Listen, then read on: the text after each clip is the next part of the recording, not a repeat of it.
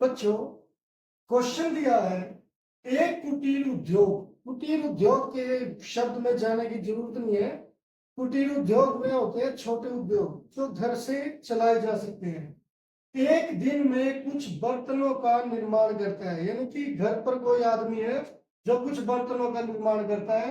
एक विशेष दिन यह देखा गया कि प्रत्येक नग की निर्माण लागत, नग बच्चों होता है एक वस्तु यानी कि प्रत्येक नग की निर्माण लागत रुपये में, यानी कि वो जितने में बना, उस दिन के निर्माण किए गए ये बर्तनों की संख्या के दोगुने से 3 अधिक थी। बच्चों, यहां पर इस क्वेश्चन में उसने क्या किया है कि रिलेट किया है कि जो एक बर्तन बनाने का खर्च है वो ये पाया गया कि उस दिन जितने उसने बर्तन बनाए उससे 3 अधिक थे।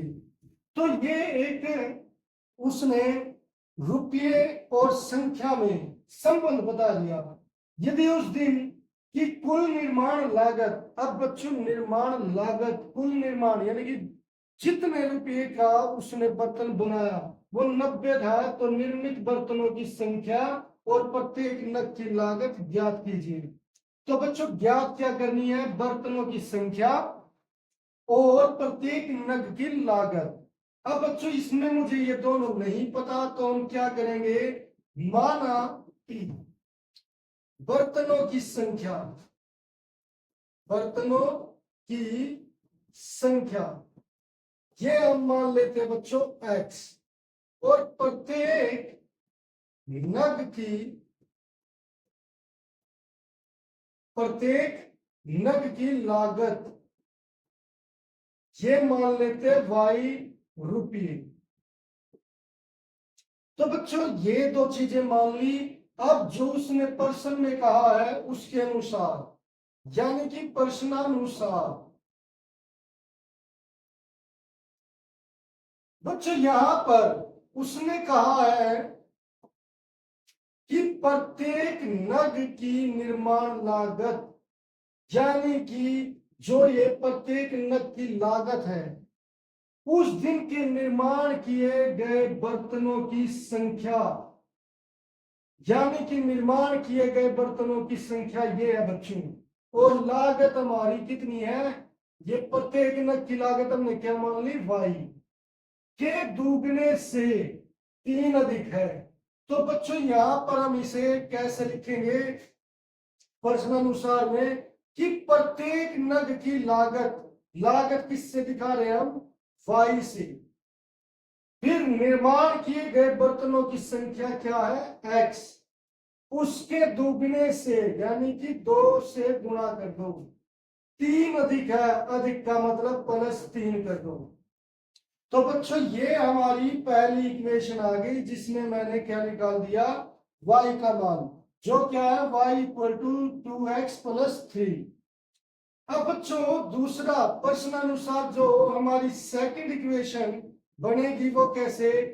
यदि उस दिन कुल निर्माण की लागत 90 थी, तो बच्चों कुल निर्माण की लागत यानी कि कुल लागत उस दिन वो 90 थी। तो 90 लागत क्या है बच्चों? लागत कैसे निकलती है? पहले हम लिखेंगे बर्तनों की संख्या, बर्तनों की संख्या। मान लो उसने 50 बर्तन बनाए और 10-10 रुपए का एक बर्तन है, तो ऐसे करके कितने हो जाएंगे? 50 गुणा 10, तो 500 रुपये हो जाएंगे। तो इसीलिए बर्तनों की संख्या प्रत्येक नग की लागत, प्रत्येक नग की लागत, ये टोटल कितना हो जाएगा बच्चों? 90। अब यहां पर बर्तनों की संख्या कितनी है बच्चों? वो है x, और लागत कितनी है? y। ये हो गया बराबर है 90।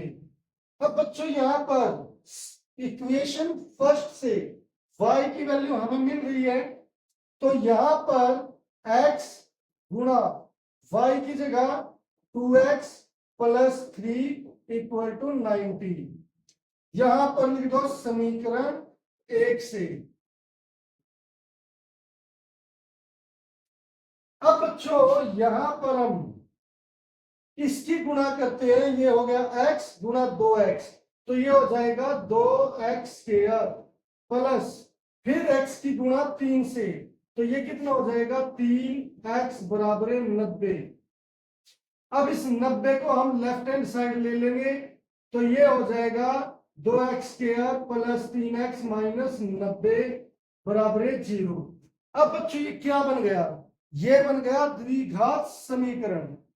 और द्विघात समीकरण कैसे सॉल्व करते हैं कि दो संख्या ऐसी चाहिए जिनकी गुणा करके इनकी गुणा के बराबर हो, 90 दूनी 180 हो। घटा करके कितना आना चाहिए, घटा करके आना चाहिए 3। तो बच्चों ऐसे दो नंबर, एक 15 है और एक 12 है। बड़े ही संख्या के साथ क्या आएगा, प्लस का साइन, तो छोटी के साथ क्या आएगा, माइनस का। क्योंकि अगर प्लस का आ गया बच्चों तो ये दोनों जुड़ जाएंगे, मगर मुझे क्या चाहिए, घटा करके। घटा तब होगी जब दोनों के साइन अलग अलग होंगे। अब यहां पर 2x स्क्वायर बड़ा यानी कि 15x माइनस 12x माइनस 90 बराबर 0। इसमें हम बच्चों इस टर्म को और इनको चेंज नहीं करते, बिल्कुल ऐसे कैसे लिखते हैं। जो चेंज होता है वो है 3x। 3x की जगह मैंने क्या लिख दिया, 15x प्लस का माइनस 12x और लिख दिया। ये क्यों, कहां से, ये प्लस 15 था इसके पीछे x लिख दो, ये माइनस 12 था इसके पीछे भी x लिख दो। अब बच्चों यहां पर एक पेयर ये हो गया, दूसरा पेयर ये हो गया। यहां पर बच्चों 2 है और यहां पर 15, तो क्या कुछ कॉमन आता है, यहां पर ऐसा कुछ नहीं कॉमन। मगर यहां पर x है, यहां पर भी x है, तो क्या कॉमन आ गया, x। तो बच्चों यहां पर क्या रह जाएगा, 2x प्लस 15। अब बच्चों यहां पर देखते हैं, यहां पर 12 और 90 किस एक पहाड़े पर भाग होते हैं। बच्चों ये 6 के पहाड़े पर भाग हो रहे हैं, 6 दूनी 12 और 15 छिके 90। और यहां पर माइनस है तो माइनस 6 कॉमन। अब यहां पर कितना हो जाएगा, 6 दूनी 12 x प्लस 15 छिके 90 बराबर 0। अब बच्चों यहां पर ये ब्रैकेट और ये ब्रैकेट हमारी कॉमन है, तो 2x प्लस 15 ये कॉमन आ गया और x माइनस 6 ये बराबर 0। अब बच्चों चाहे तो ये 0 के बराबर होगा या फिर x माइनस 6 0 के बराबर होगा। अब बच्चों यहां पर 2x इक्वल टू माइनस 15 होगा और x की वैल्यू क्या आएगी, माइनस 15/2। और यहां पर क्या आएगा बच्चों, x इक्वल टू 6। अब बच्चों ये हमारा आंसर नहीं हो सकता, यहां पर हम इसको एज्यूम नहीं करेंगे। क्यों नहीं करेंगे बच्चों, x क्या है, बर्तनों की संख्या, और संख्या कभी बटे में, मान लो माइनस में तो नहीं होती, बटे में तो हम कह सकते हैं कि मैंने आधा बनाया, सोच भी सकते हैं, हालांकि वो भी नहीं चलता, मगर माइनस में तो नहीं होगी। अब यहां पर x बराबर 6, ये क्या आ गई बच्चों, संख्या आ गई बर्तनों की। अब मुझे बर्तनों की लागत निकालनी है, तो वो बच्चों किस इक्वेशन से आएगी, यहां से। इसीलिए यहां पर ये बच्चों जगह कम है, आपको अगली लाइन में लिखनी है। तो यहां पर 2x प्लस 3 ये कितना हो जाएगा, 2 इंटू 6 प्लस 3 यानी कि 15, 6 दूनी 12 और 3 15 हो जाएगा बच्चों यहां पर। तो इस तरीके से रूट के कितने आ गए, 15। एक नग को बनाने की कीमत है 15 और बर्तनों की संख्या कितनी आई है, 6। तो इस तरीके से बच्चों हम इस सवाल को कर सकते हैं।